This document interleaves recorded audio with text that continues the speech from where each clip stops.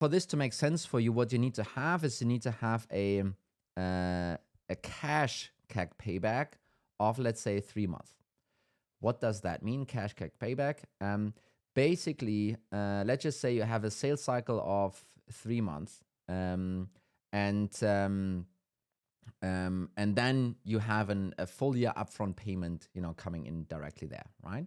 So basically, you're spending, let's just say, 1 million in January in your go-to-market engine. You acquire customers worth maybe 1 million in ARR, whatever, and then in April, they pay all their bills and they give you 1 million back.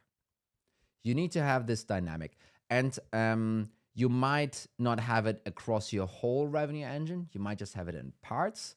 If you have it in parts, you need to figure out which parts those are. Maybe Growbox can help you with that. But generally speaking, you kind of need to figure out where you have a really high cash turnover, if you will, right?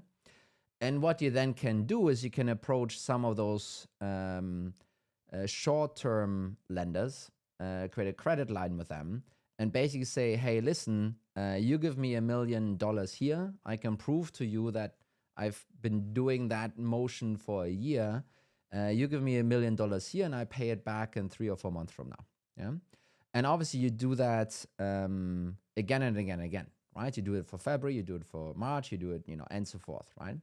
And basically the idea then is that over the year you raised in debt $12 million. You paid back $12 million because it's really short term, obviously. You grew your ARR by $12 million, and the actual money out of your bank account is only the interest, basically, which will clock in probably at 5 to 10%, like it will be $1 million or so. But still, you grew 12 million in ARR for really only using 1 million in equity. And obviously, once those customers renew next year, all of that growth is there, right?